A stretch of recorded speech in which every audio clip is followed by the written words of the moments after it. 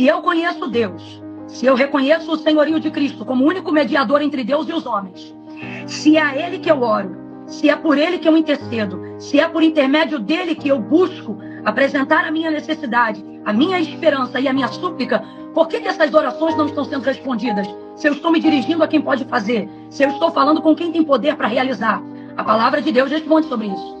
Pedi e não recebeis. Não porque não conhece o endereço, não porque não sabe para quem está pedindo, mas diz o texto, porque pedi mal.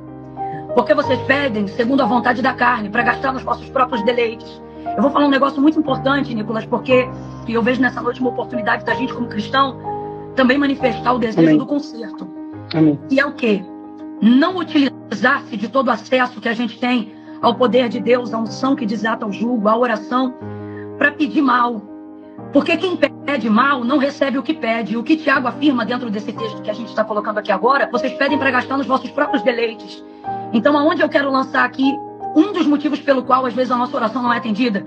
A nossa súplica é verdadeira, mas se a nossa motivação for vingança, Deus não ouve. Ou melhor, Ele ouve, mas não responde. A Bíblia diz que na ira a justiça de Deus não opera. Enquanto os cristãos manifestarem a sua oração de súplica baseada na nossa necessidade de justiça, que é verdadeira, que é coerente, que é íntegra, mas a motivação por trás dela for a ira, não haverá de Deus uma intervenção. O que o Senhor nos disse foi: se vocês odiarem os que vos odeiam, que diferença vocês têm dos publicanos? Que diferença vocês vão ter deles? Ou seja, daqueles que não me servem. Jesus está falando isso para os seus discípulos. A gente tem que se pôr a pensar nisso na condição de cristão. Aí Jesus vai dizer: se vocês só amarem o que vos amam, os que amam vocês, que diferença vocês terão deles? Mas eu vos digo, sabe o que ele está dizendo? Eu não chamei vocês para serem recíprocos, eu estou chamando vocês para serem meus discípulos. E meus discípulos não rebatem a reciprocidade. Eu chamei vocês para andarem, de maneira superior. E essa superioridade, ela não se apresenta no nosso debate apenas de argumento inteligente, mas nas nossas atitudes, sobretudo em oração. Só que quando o Tiago diz que a oração de um justo muito pode em seus efeitos, ele está chamando não quem ouve ao compromisso, mas quem faz.